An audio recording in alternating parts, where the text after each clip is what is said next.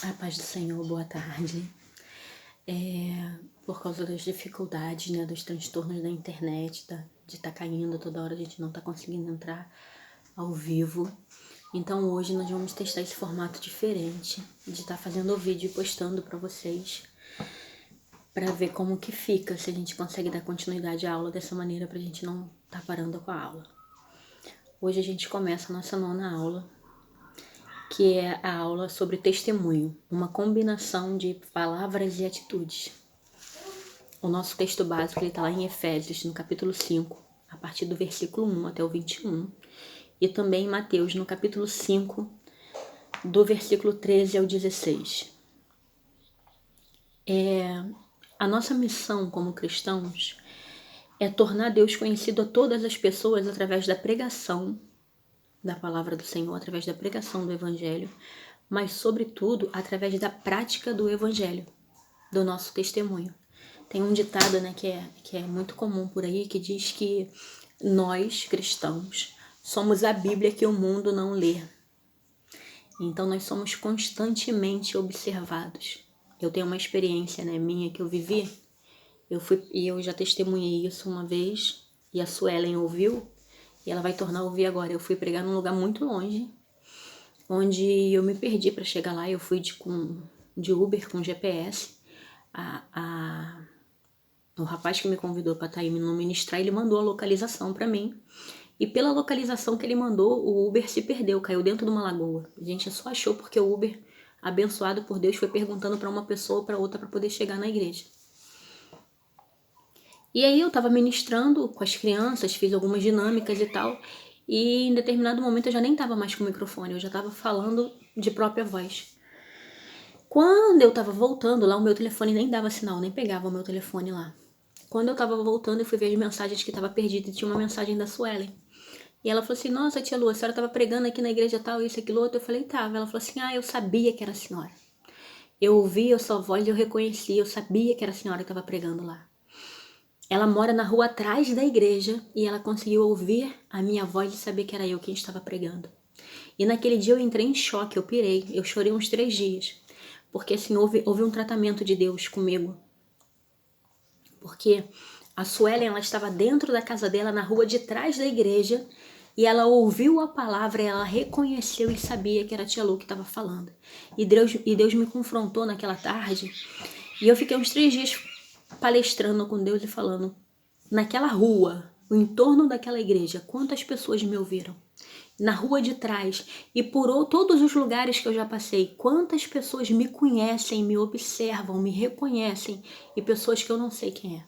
Quando eu ando na rua, as pessoas que me olham, quantas já me viram pregando e já me viram por aí, sabem que eu sou a tia Lu e que eu não conheço e que eu não sei quem são essas pessoas, mas eu estou sendo observada.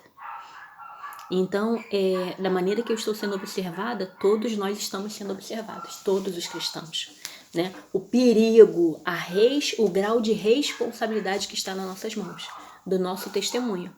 Eu estava conversando com a Érica Rangel esses dias, né? A Érica, uma amiga muito querida, assim, uma pessoa que o Ministério Infantil me abençoou de diversas formas, trouxe pessoas para minha vida que muitas delas atravessaram a barreira de mentores, de colegas de ministério, assim, avançaram como amigos e hoje são irmãos mais chegados mesmo do que irmãos sanguíneos. A Érica é uma dessas pessoas, né? Eu fui muito ricamente abençoada nessa caminhada. Eu tava falando com a Érica tava testemunhando para mim. Que a gente tava conversando sobre essa questão de quarentena, eu tô muito estressada e tal, e tudo, eu tô levando muito a ferro e fogo. E ela falou que na casa dela ela não permite um grito. Ninguém se altera. E que a vizinha chamou ela e falou pra ela que aceitou Jesus, né, que tá caminhando e tal, e a alegria dela. E que ela, de certa forma, ela ficou assim meio sem graça na hora, porque ela já mora há tantos anos ali, e a vizinha nunca deu abertura, ela nunca conversou com a vizinha, e que a vizinha chamou ela e falou que foi ela que ganhou a vizinha para Jesus. E ela na hora tomou um susto, porque assim, ela nunca conversou com a vizinha diretamente. E a vizinha falou que ela ganhou a vizinha para Jesus, porque desde que a vizinha mudou para lá, observa o comportamento dela com a família e com o marido, indo para a igreja, voltando, e a maneira como ela trata os filhos, e que eles não gritam e que toda hora vê eles se reunirem para orar, isso, aquilo, outro, e que foi o comportamento dela que fez a vizinha querer ter uma vida como a dela, e a vizinha ir para a igreja. E a vizinha foi para a igreja e aceitou Jesus, e voltou e falou para Érica, olha, agora eu tô na igreja. E o que fez eu ir para a igreja foi observar o comportamento que você tinha com a sua família e eu querer ter isso na minha casa. Então, olha a dimensão da importância do nosso testemunho. Nós ganhamos as pessoas através das nossas atitudes. A palavra do Senhor nos ensina que testemunho não é só falar, não é só contar o que nós vivemos. Testemunho é uma combinação das nossas palavras com as nossas atitudes. Vocês sabem que eu sou muito voltada para a área de missões, né? O meu chamado é um chamado missionário. Eu sempre me especializei na área de missões. E quando Deus me levou para trabalhar na área do Ministério Infantil, recentemente, tem 10 anos que eu estou no Ministério Infantil, e eu falo que hoje eu faço missões com crianças.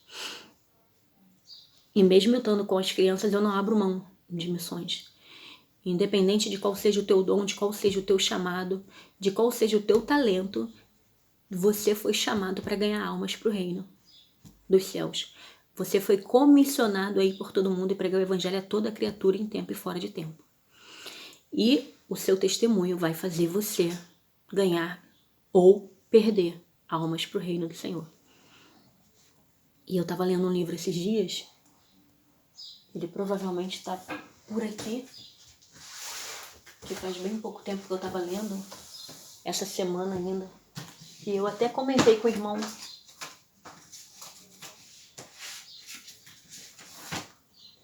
Não é esse aqui não. Mas ele tá bem aqui ao alcance da mão, eu vou achar e vou mostrar com vocês. Agora eu tô lendo esse aqui, ó. Esse é o que eu tô lendo esses dias. Missões, o ID levado a sério. Mas o outro era o que todos os cristãos devem saber sobre o islamismo, sobre os muçulmanos. Aqui, achei. Esse livro aqui, ó. O que todos os cristãos precisam saber sobre os muçulmanos. Eu até mandei mensagem para Alexandre e falei, Alexandre, você precisa ler esse livro urgente. Porque eu apresentei o DIP, né, para o Alexandre, que é o nosso líder de missões, o líder de evangelismo, né, porque lá não se trabalha com missões, não se usa essa expressão. E aí eu falei para ele, Alexandre, você tem que ler, porque todo ano a igreja perseguida, né, ela trabalha um país no qual a igreja é perseguida. Esse ano o DIP vai ser diferente.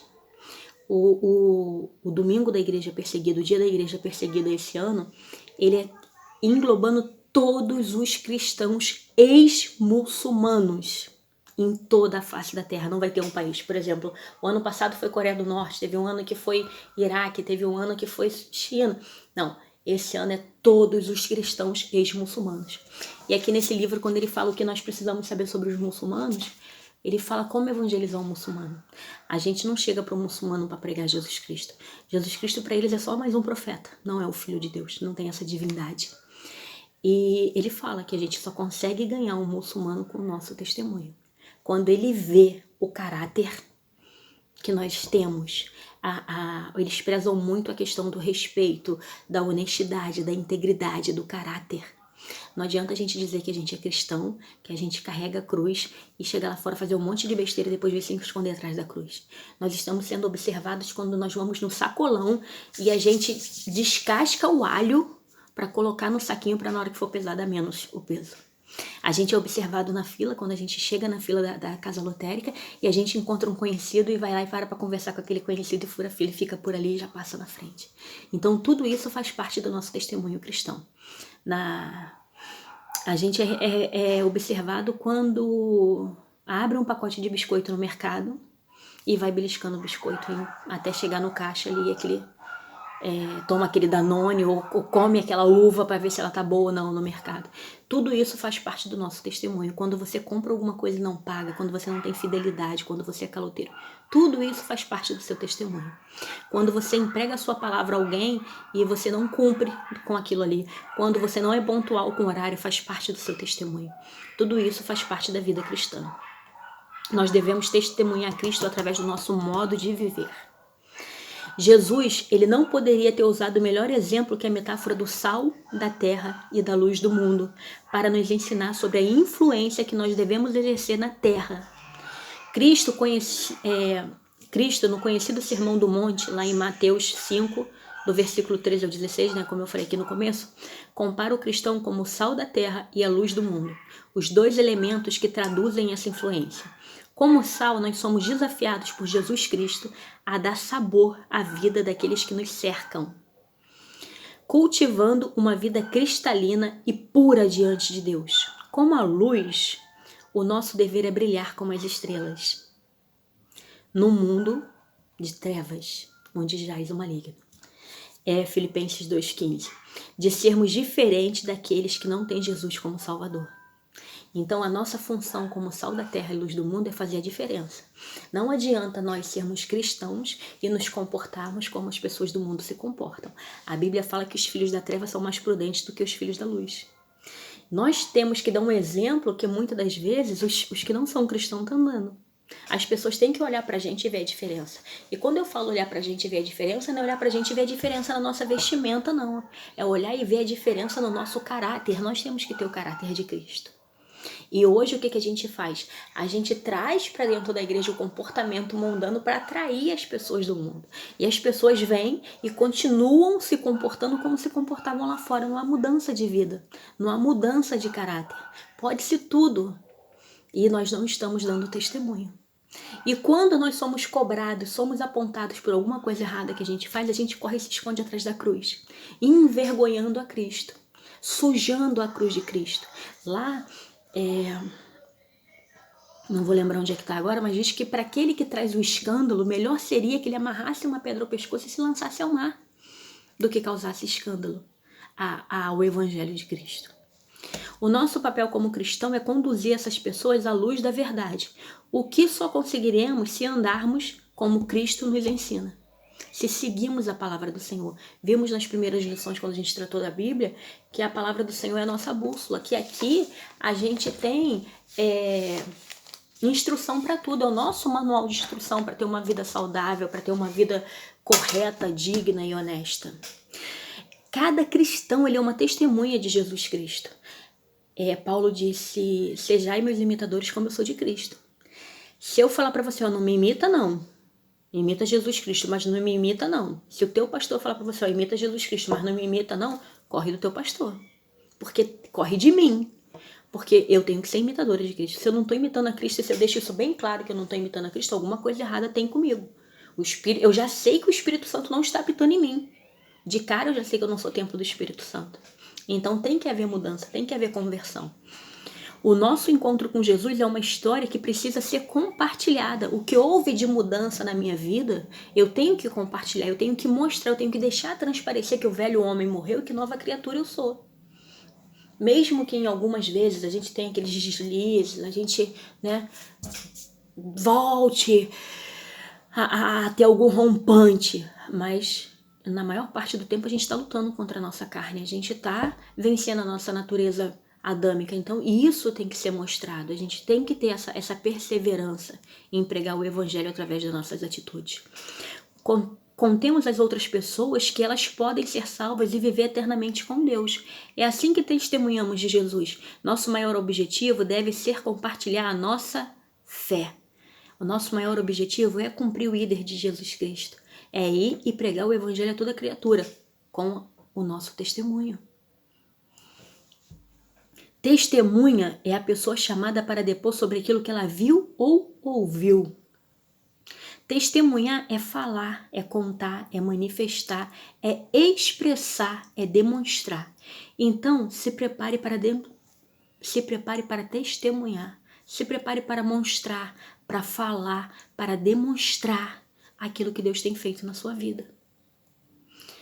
O propósito do testemunho é salvação dos que não conhecem a Jesus como Salvador. Está lá em Provérbios 11:30. Restauração dos que se desviaram do Evangelho, Gálatas 6:1. Edificação dos cristãos, Efésios 4:29. Glorificação de Deus, Mateus 5:16. Você está preparado para compartilhar sua fé com alguém? Você está preparado para testemunhar o que Deus tem feito? O que você tem testemunhado? Eu de vez em quando dou uns deslizes, assim, né, uns rompantes, com muito mais frequência do que eu gostaria. Mas tantas outras vezes eu já ouvi aquilo assim, ó, nossa, quem te viu e quem te vê. E não para minha satisfação, não para o meu ego, mas pela misericórdia do Senhor eu pude virar e falar assim, Jesus, muito obrigada pela tua misericórdia. Muito obrigada, porque não sou eu. Pelas minhas forças, como diz o ditado, né, seria tiro, porrada e bomba todo dia, mas pela misericórdia infinita do Senhor. É uma demonstração, né, quando a gente vai lidar com criança, que eu acho que é muito legal, que ilustra muito bem essa questão do testemunho. Foi um exemplo que a Flávia Grégio deu e que eu gostei muito e que já usei também. Quando você ministrar, né, sobre o sal da terra e a luz do mundo, depois que você ministrar, sirva batata ou pipoca para as crianças. E elas vão comer, mas você sirva sem sal. E quando elas comerem, na hora, é automático. Nossa, tia, tá sem sal. Pois é. É para isso que o sal serve. O que você tá fazendo na terra? Qual o testemunho que você tá dando? Está sendo insosso? Não tem sabor? Não faz diferença? É uma ilustração que pega as crianças de cheio. E elas conseguem entender do que a gente está falando. Você hoje, sendo servida para o mundo, você está salgando? Porque a palavra do Senhor diz que se você não salgar, só serve para ser jogado no chão e ser pisado. Não serve para nada. Um bom modo de evangelizar e dar o seu testemunho pessoal é contar o que Cristo fez na sua vida. Mas também você deve orar pelas pessoas que ouvirão a palavra do Senhor. Memorizar alguns versículos bíblicos básicos para evangelismo e ter o seu testemunho sempre preparado para compartilhar. Gente, se tratando de evangelismo, de testemunho, é indispensável estar pautado aqui, ó. Mesmo que você só saiba um único versículo, que Deus amou o mundo de tal maneira que enviou seu único filho para que todo aquele que nele crê não pereça, mas tenha vida eterna. Devora esse versículo, descubra, vai estudar ele, o contexto, o pretexto, do que se trata, mas não fale de achismo. Às vezes você vai pra rua falando o que você ouviu alguém falar, o que você acha, e é extremamente perigoso. Porque você pode se deparar com uma pessoa que sabe muita coisa de Bíblia, que sabe muito mais do que você.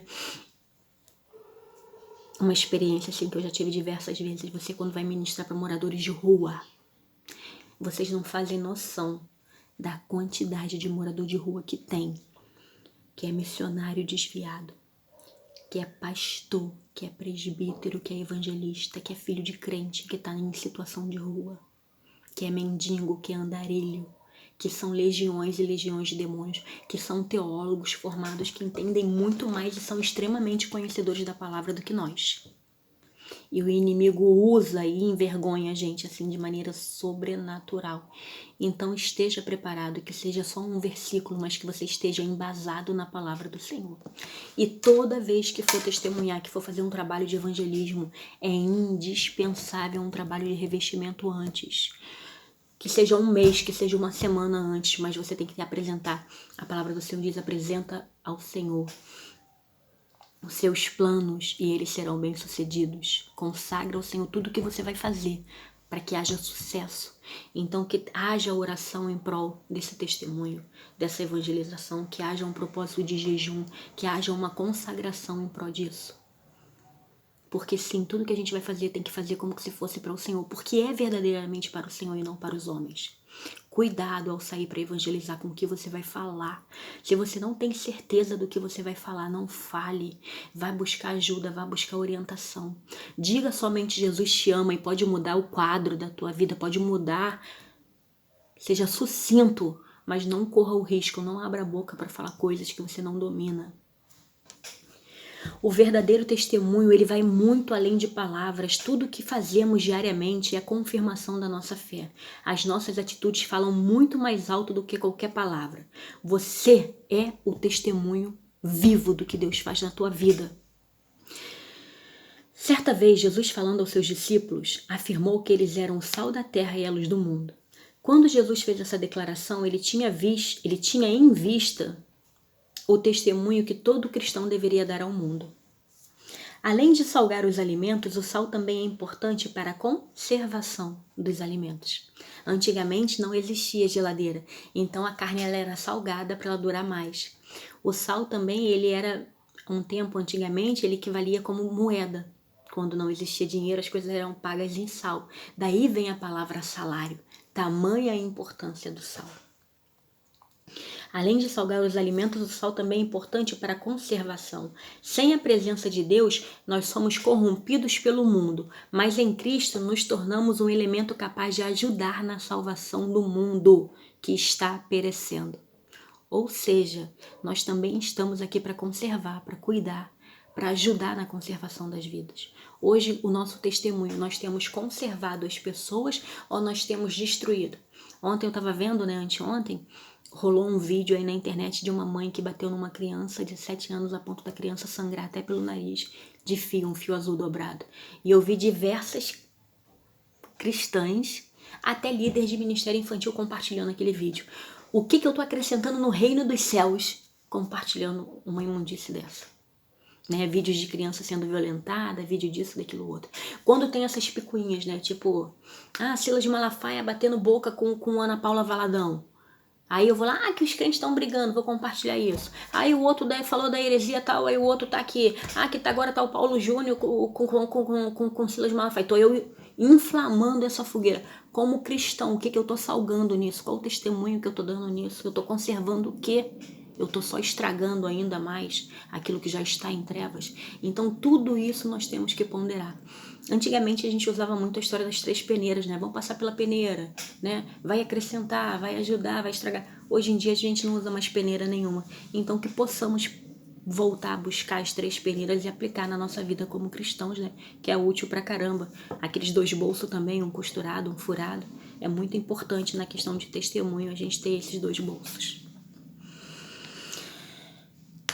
E aí a gente agora vai falar da luz. A luz é muito importante. Sem ela, a nossa vida na Terra seria impossível. A gente sabe que sem luz nem fotossíntese existiria, Nem respirar nós conseguiríamos. Não existiria árvores, plantas, nada disso existiria. Sem ela, a nossa vida seria impossível. Jesus é a luz do mundo. Jesus é a verdadeira luz capaz de iluminar toda a humanidade. Jesus é aquele que é capaz de tirar, de dissipar toda a treva, de tirar todo mundo desse mundo de treva onde jaz o maligno. Com essa comparação, Jesus estava dizendo que nós devemos, neste mundo, ser semelhantes ao sal e à luz. Mais adiante, ao terminar esse assunto, Jesus diz o porquê do nosso testemunho, para que os outros vejam as coisas boas que vocês fazem e louvem o Pai de vocês que está no céu. Isso está lá em Mateus 5,16. Não deixem de ler essas referências, é importantíssimo. O sal da terra e a luz do mundo são aqueles que refletem o caráter de Cristo. Voltamos lá na primeira lição, na segunda, terceira lição, quando falamos da criação.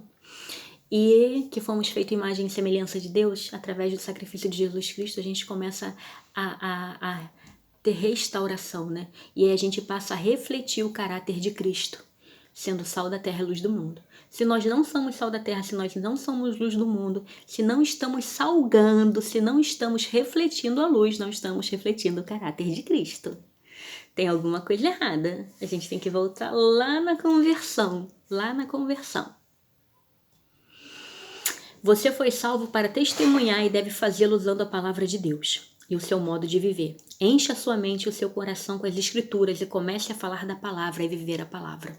Encha a sua mente e o seu coração com as escrituras. Você não vai ter o que falar se você não ler a Bíblia. A boca fala daquilo que o coração está cheio. Se a gente só vê Netflix, a gente só vai ter assunto sobre a Netflix. Se a gente passa o dia inteiro no Facebook vendo abobrinha, a gente só vai ter meme para falar de meme, entendeu? Então, para você poder ter o que falar, você tem que estar lendo a palavra do Senhor. E a gente lê a palavra do Senhor como lê um outro livro qualquer. Para você entender e ter revelação da parte do Espírito Santo, antes você tem que orar e pedir ao Espírito Santo que esteja com você na leitura e que venha te revelar aquilo que é da parte do Senhor, amém? Nós encerramos essa parte aqui e eu deixo aqui para vocês uma pergunta. Você acha que Deus pode usar as crianças para ser sal da terra e luz do mundo? Se sim, você responde aí no final do vídeo como que Deus pode usar as crianças e como que as crianças têm sido usadas como sal da terra e luz do mundo, tá bom? Um beijão pra vocês e já vou começar a preparar aqui o vídeo da nossa próxima aula. Que Deus abençoe e até daqui a pouquinho.